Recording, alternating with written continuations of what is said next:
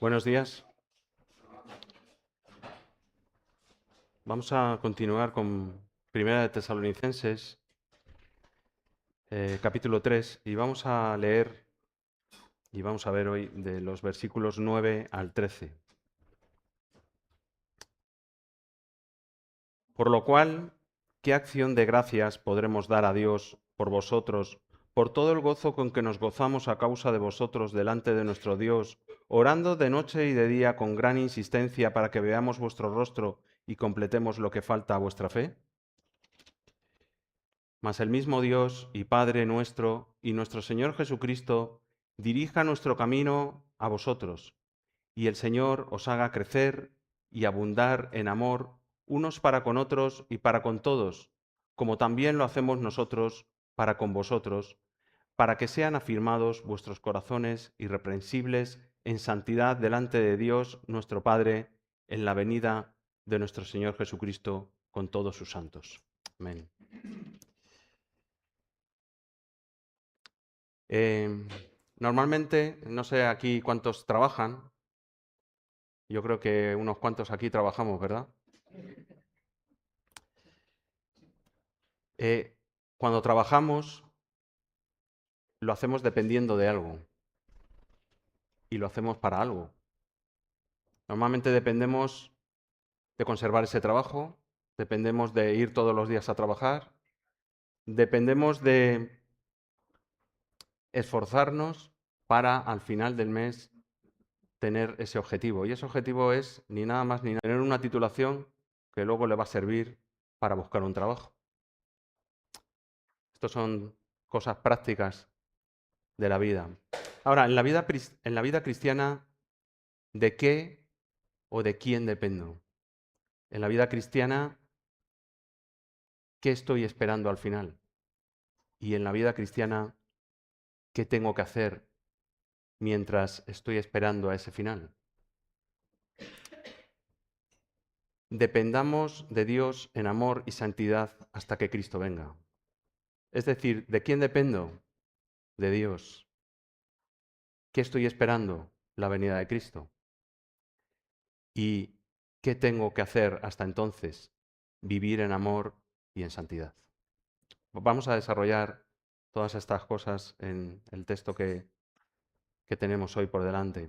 Firmes hasta su regreso. Así es como debemos mantenernos.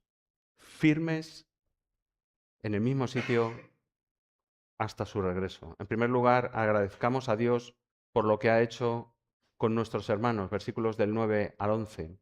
Y en segundo lugar, vamos a ver de los versículos 12 y 13, oremos a Dios por lo que seguirá haciendo a la luz del regreso de Cristo. Agradezcamos a Dios por lo que ha hecho por nuestros hermanos. ¿Y qué era lo que había hecho aquí Dios por los tesalonicenses? Pues si miramos un poco y repasamos muy rápidamente, vemos como en el capítulo 1, versículo 6, dice, recibiendo la palabra en medio de gran tribulación. Los tesalonicenses recibieron el Evangelio y la palabra en medio de gran tribulación. Lo que Dios había hecho en ellos es que fueran ejemplo a todos, en Macedonia y en Acaya, versículo 7. A través de ellos fue divulgada la palabra de Dios hasta el punto de que cuando iban a predicar el Evangelio ya no hacía falta, porque ellos habían predicado, versículo 8. Y versículo 9 vemos que Dios hizo en ellos que se convirtieran de los ídolos a Dios. Esa es la obra que hizo en los tesalonicenses. Si vamos al capítulo 2, versículo 13, dice, por lo cual también nosotros, sin cesar, damos gracias a Dios de que cuando recibisteis la palabra de Dios, que oísteis de nosotros, la recibisteis no como palabra de hombres, sino según es, en verdad, la palabra de Dios, la cual actúa en vosotros. Esto es lo que Dios obró en ellos. Hizo que su palabra actuara en ellos. Y vemos luego en el versículo 14 y en el 15 que vinieron a ser imitadores de los sufrimientos de Cristo y de los sufrimientos de otras iglesias. Esta era la obra que Dios estaba haciendo en medio de los tesalonicenses. Y vemos en el capítulo 3, que es en el capítulo que estamos, versículo 6, dice, pero cuando Timoteo, es decir, Pablo había mandado a Timoteo para saber qué era lo que había pasado, porque él ya había tenido que salir corriendo de allí. Dice, pero cuando Timoteo volvió de vosotros a nosotros y nos dio buenas noticias de vuestra fe y amor y que siempre nos recordáis con cariño, deseando vernos como también nosotros a vosotros. Por ello, hermanos, en medio de toda nuestra necesidad y aflicción, fuimos consolados. ¿Por qué fueron consolados? Fueron consolados porque recibieron buenas noticias. Dios estaba obrando en medio de ellos cuando recibieron la palabra y estaba obrando grandemente en medio de ellos. Por ello, hermanos, dice el 7, en medio de toda nuestra necesidad y aflicción fuimos consolados de vosotros por medio de vuestra fe, porque ahora vivimos si vosotros estáis firmes en el Señor. Vemos cómo Pablo aquí y también Silas recibieron un gran consuelo cuando vieron que Dios estaba obrando en medio de ellos. Por eso en el versículo 9 da gracias. Por eso en el versículo 9 se regocija. ¿De qué? De lo que Dios ha hecho en los tesalonicenses. Ahora, ¿somos conscientes de lo que Dios ha hecho en tu vida y en la mía? ¿Solemos recordar esto en nuestras vidas? Ahora, no sé si esto os pasa a vosotros, pero a veces orando y recordando delante del Señor todas las cosas que Él ha hecho en mi vida desde hace unos años, o si te has convertido hace poco, desde el tiempo en que te has convertido, no podemos evitar emocionarnos de ver cómo Dios ha hecho esa obra en nuestra vida. Hasta el punto de que eso lo que causa en nosotros es lo que causó en Pablo aquí: agradecimiento y regocijo. Pero no solamente cuando nos miramos a nosotros mismos, cuando miramos lo que Dios ha hecho en la vida de otras personas en medio de esta congregación, también lo que trae a nuestro corazón es gratitud y regocijo. No sé si os acordáis cuando vino Aarón hace un tiempo de Canarias y salió aquí y contó lo que Dios había hecho en su vida. No sé en vosotros, a mí lo que provocó es un gran regocijo.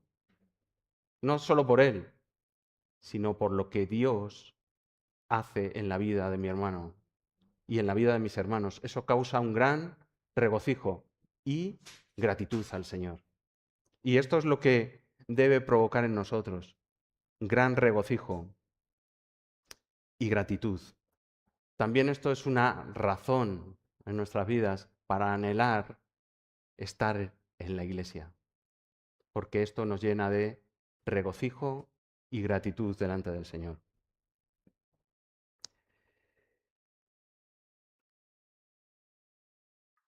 Ahora, debemos solamente conformarnos con gozarnos y alegrarnos de lo que Dios ha hecho en nuestras vidas. Vemos aquí que Pablo efectivamente se regocija y da gracias al Señor por esto. Pero si nos fijamos, él está orando de noche y de día con gran insistencia. ¿Para qué? Para ir a verles. Pero no para ir a verles y cotillear a ver cómo les va. No para ir a verles y ver cómo están solamente. Pablo no estaba centrándose en sí mismo. Estaba poniendo su mirada, como dice al final del versículo 10, en lo que les faltaba a su fe. Dice, deseamos ver vuestro rostro, orando de noche y de día con gran insistencia para que veamos vuestro rostro y completemos lo que falta a vuestra fe. Ese era el deseo de Pablo, verles para hacerles crecer más, para completar aquello a lo que todavía no habían llegado. Estaba poniendo su mirada en los demás, estaba poniendo su mirada en la fe de los demás. Y esto me llama la atención porque La tendencia del ser humano es centrarse en sí mismo, lo hemos visto esta mañana, ¿verdad? Lo que nos enseña esta sociedad y también lo que nos enseña nuestro propio corazón pecaminoso es a centrarnos en nosotros mismos. Sin embargo, aquí vemos cómo Dios ha obrado en la vida de Pablo y ha hecho que se centre en los demás, hasta el punto de que lo que desea es ir para completar su fe, para orientarles, para instruirles y guiarles a eso. Y ese es el deseo ardiente que tiene Pablo, y estamos viendo en el capítulo 3, de ir a verles, pero no ir a verles para visitarles o para sentirse feliz, sino para, con una misión, instruirles y completar su fe. Y ese es el deseo que tiene Pablo aquí.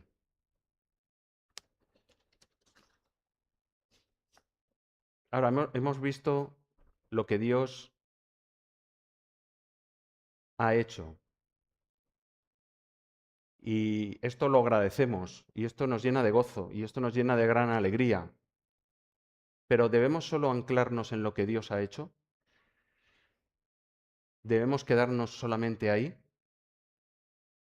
¿O debemos principalmente mirar al presente y al futuro? Y eso es lo que vemos en los versículos 12 y 13. Así que permitirme ir a los siguientes versículos, el 12 y el 13, y ver cuál debería ser nuestro presente, o cuál es nuestro presente, y cuál va a ser nuestro futuro. El segundo punto dice, oremos a Dios por lo que seguirá haciendo a la luz del regreso de Cristo. Y vemos aquí cómo dice en el versículo 12, y el Señor os haga crecer y abundar en amor unos para con otros. Ahora, ¿de quién dependemos en la vida de nuestra fe? Es el Señor el que nos hace crecer. Es el Señor el que nos hace abundar. Es el Señor el que está detrás de esto. De hecho, dice la palabra que si Él no edificara, que si Él no trabajara, en vano se edifica la casa, ¿verdad? Es Dios el que hace la obra. Ahora bien, ¿a quién le corresponde crecer y abundar? Nos corresponde a nosotros. No sé si, seguro que aquí todos nos acordamos del día que nos convertimos, a no ser que haya sido algo progresivo. Y hay dos opciones en este sentido, y está muy extendido dentro del mundo cristiano. Yo me he convertido, el Señor me ha salvado, y entonces ya está todo hecho.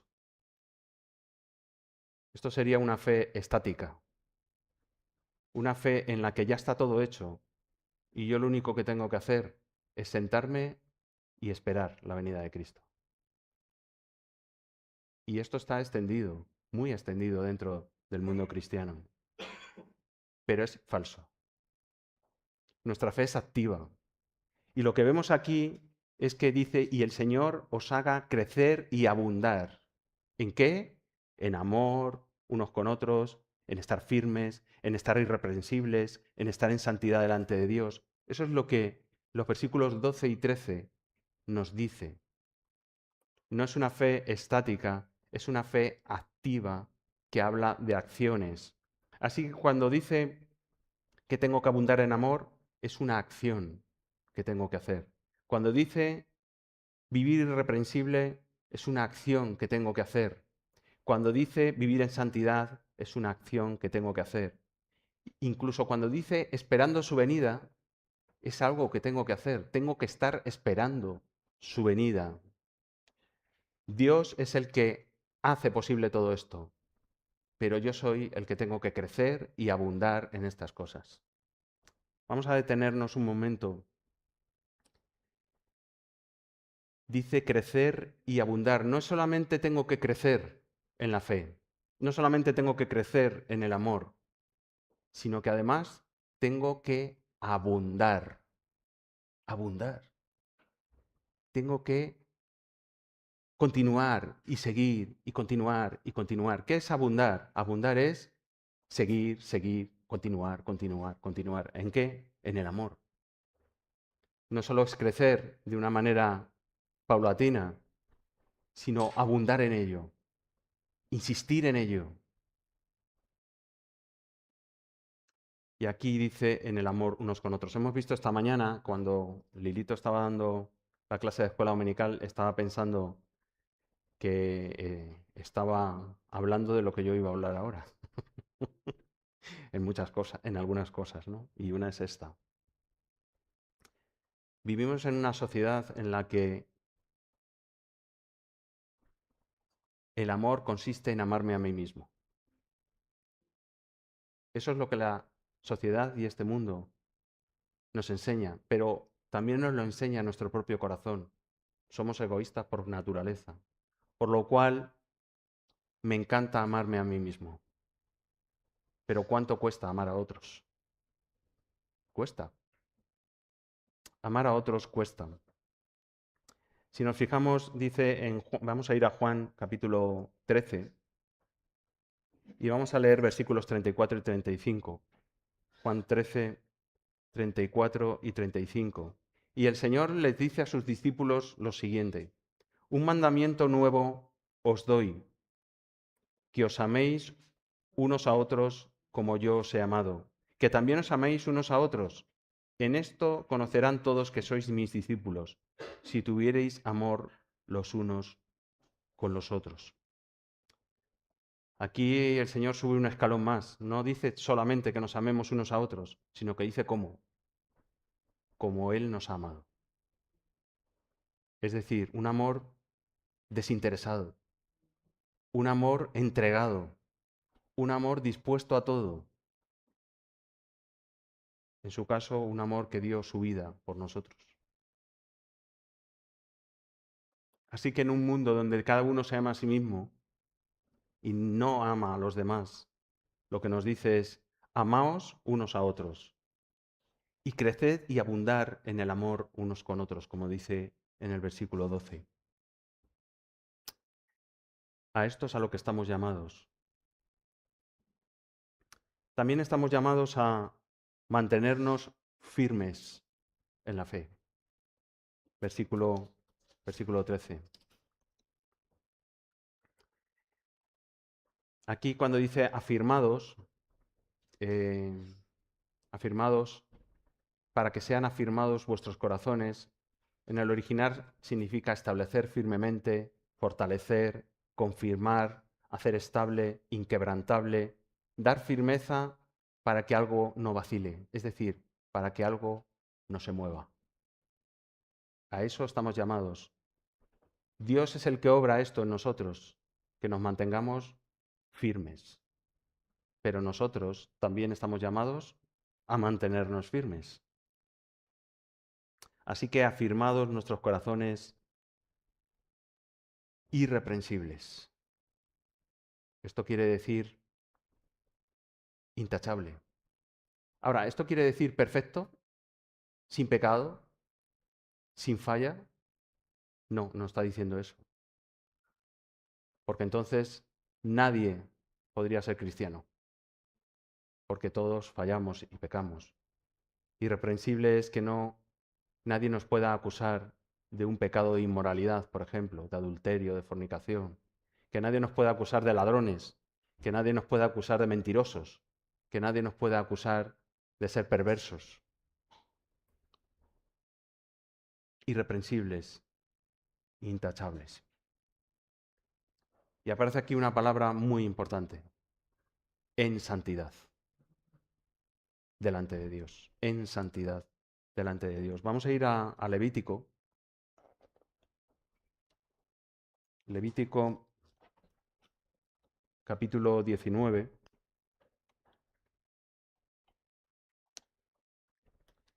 Me gustaría leer todo el capítulo, pero no lo vamos a hacer, porque si no nos comeríamos todo el tiempo. Pero sí vamos a leer algunas cosas de este capítulo. Si nos fijamos aquí, el Señor está hablando al pueblo de Israel en el desierto. Y dice: habló Jehová a Moisés diciendo: habla a toda la congregación de los hijos de Israel y diles: Santos seréis, porque santo soy yo, Jehová, vuestro Dios. ¿Qué significa ser santo? Ser santo significa vivir apartado para Dios. Vivir al margen de este mundo y de las ideas de este mundo. Eso significa ser santo. Así que le dice a la nación de Israel, en medio de todas las naciones que os rodean, en medio de todas las naciones perversas que os rodean, que son egoístas, que lo único que quieren es conquistar a otros, que lo único que quieren es someter a otros, yo os digo, vivir apartados para mí. De la misma manera también a nosotros nos dice, en medio de esta generación perversa, en medio de esta generación pecaminosa, nos dice vivir en santidad para Dios, apartados para Dios. Ahora, esto no quiere decir que tengamos que irnos a un monte y apartarnos y no vivir con nadie más. Lo que está diciendo es que vivamos apartados de las cosas de este mundo, de las cosas pecaminosas de este mundo. Si miráramos el capítulo 19 de Levítico, empieza diciendo, sed santos, porque yo soy santo, dice Jehová. Y vamos a hacer un repaso muy rápido. Versículo 3, temerá a su padre y a su madre. Versículo 9, cuando siegues la mies, no segarás hasta el último rincón. ¿Para qué? Para que el pobre fuera y pudiera recoger algo para comer.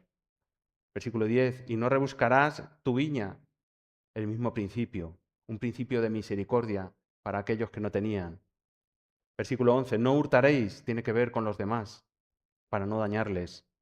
No juraréis falsamente, también tiene que ver con los demás. No oprimirás a tu prójimo, versículo 13, ni le robarás. No retendrás el salario del jornalero. No maldecirás, versículo 14, al sordo. No pondrás tropiezo al ciego. No harás injusticia en el juicio. Versículo 15. No andarás, 16, chismeando entre el pueblo. No atentarás contra la vida de tu prójimo. Versículo 17. No aborrecerás a tu hermano. Razonarás con tu prójimo. Versículo 18. No te vengarás ni guardarás rencor. Empieza diciendo, sed santos, vivir apartados para mí. ¿De qué manera? Teniendo misericordia con los demás. Amando a los demás. Ese es el contexto de sed santos, porque yo soy santo. Así que de la misma manera aquí también, cuando habla de vivir en santidad, está hablando de cómo debemos conducirnos con los demás. En este caso en la iglesia, con nuestra familia, con nuestros hijos, con nuestros cónyuges, con nuestros compañeros de trabajo, con todas las personas, con nuestros vecinos, con todas las personas que nos rodean. Debemos comportarnos con misericordia, amando a los demás, sin egoísmo, sin mirar lo mío propio, sino lo de los demás. Y esto tiene que ver con la santidad. ¿Por qué? Porque es completamente diferente a lo que nos rodea. De esta manera estamos caminando apartados de las cosas de este mundo. Si miramos el contexto aquí, y no voy a leer el capítulo 4 porque corresponde a una sección que viene la semana que viene, pero sí puedo comentar algo. Dice que se condujeran agradando a Dios y que así abunden más y más. Y entonces habla de no andar en fornicación.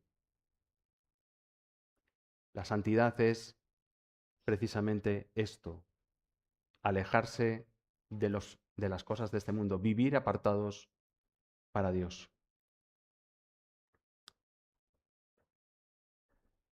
Realmente significa pertenecer a Dios, alejarse del pecado y reflejar el carácter de Dios en nuestra manera de vivir.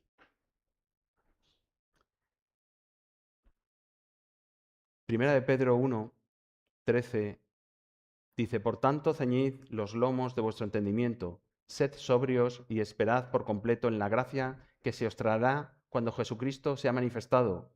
como hijos obedientes, no os conforméis a los deseos que antes teníais estando en vuestra ignorancia, sino como aquel que os llamó es santo, sed también vosotros santos en toda vuestra manera de vivir, porque escrito está, sed santos, porque yo soy santo.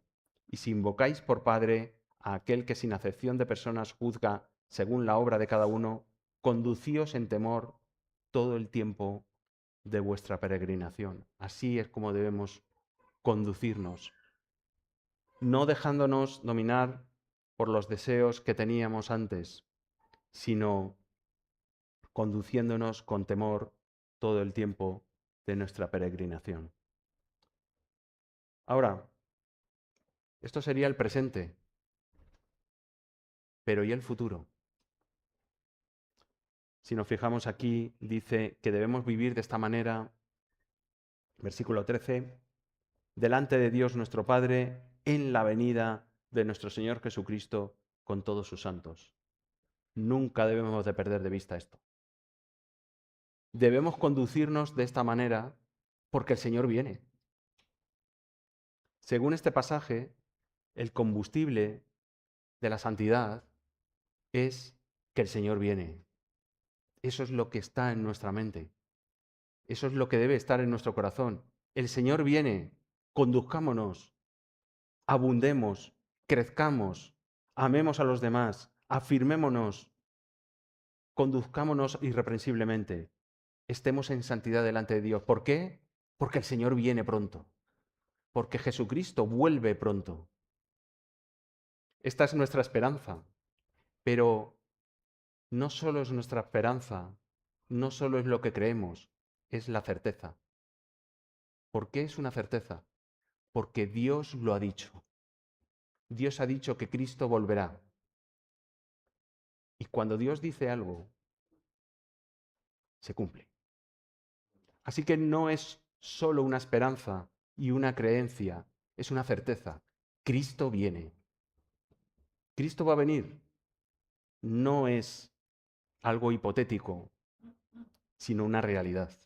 Cristo va a regresar. Y mientras tanto, debemos conducirnos de esta manera, amándonos unos a otros, afirmándonos nuestros corazones, conduciéndonos irreprensibles, caminando en santidad delante de Dios y esperando su venida. Esperando su venida. La Nueva Versión Internacional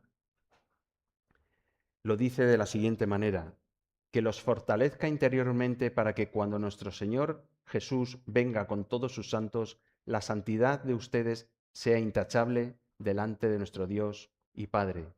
No solamente nos conducimos esperando su venida, sino que cuando Él venga, debe pillarnos caminando en santidad delante de Él, apartados de los deseos de este mundo y deseando en cada momento vivir apartado para Él y sirviéndole.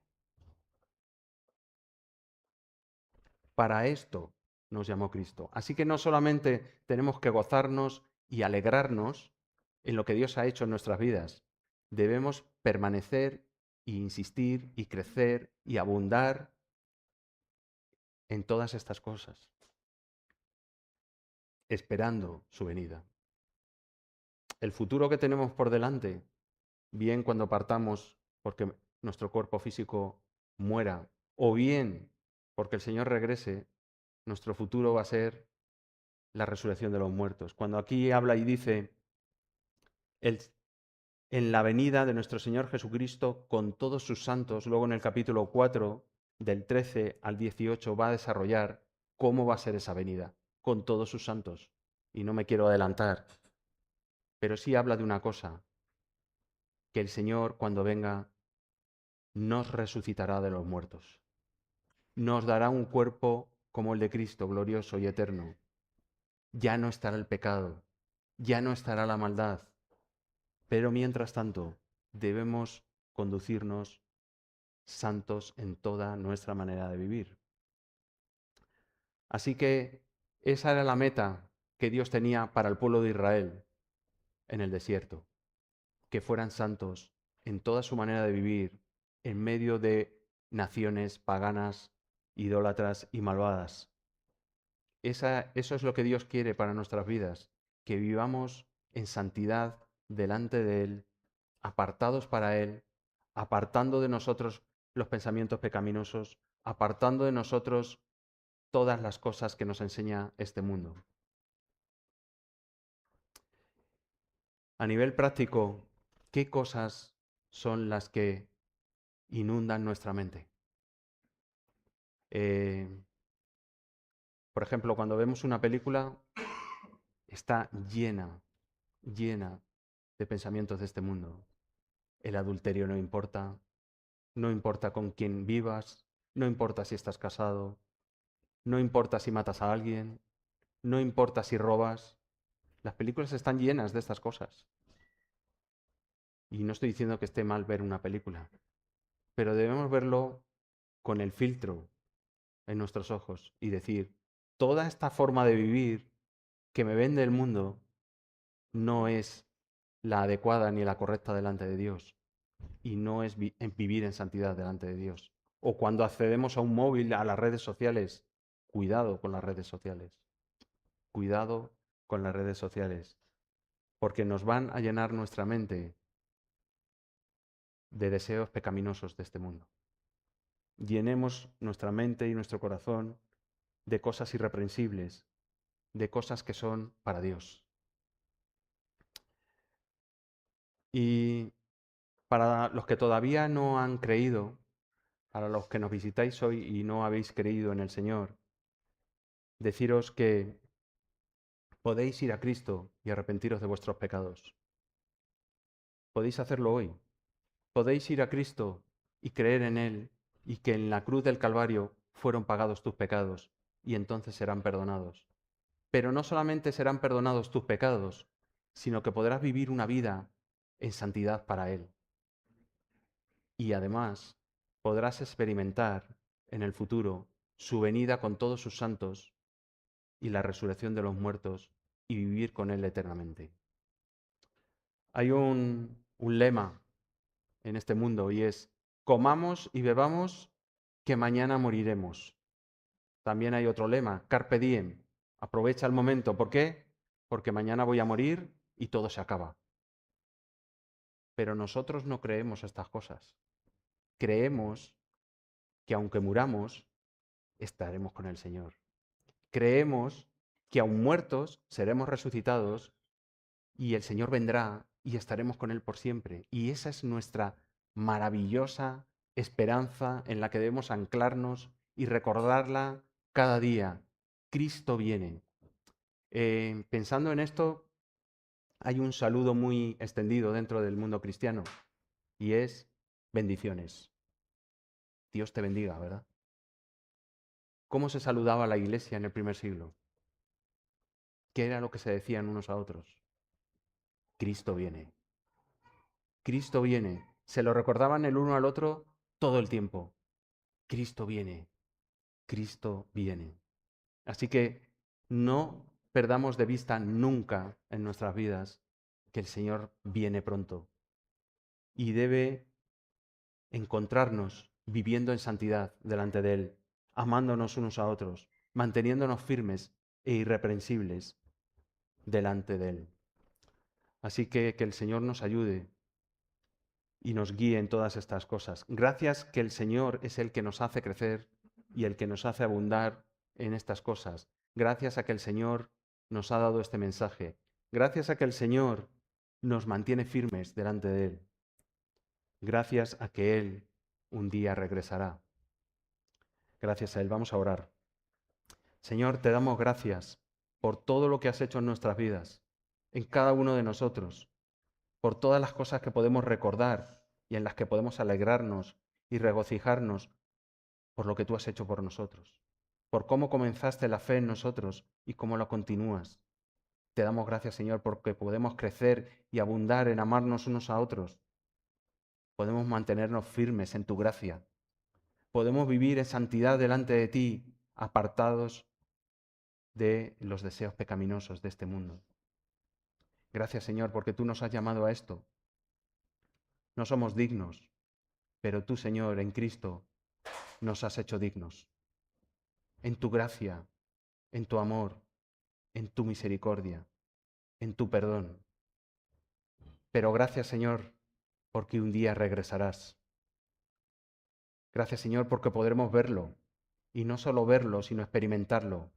Gracias, Señor, porque vendrán contigo todos los santos que murieron en ti. Gracias, Señor, porque podremos ver tu obra completada. Podremos ver cómo todos somos resucitados. Y podremos estar contigo toda la eternidad, viéndote, alabándote, glorificándote y sirviéndote. Gracias, Señor, por todo esto. Toda la gloria sea para ti, en el nombre de Cristo. Amén.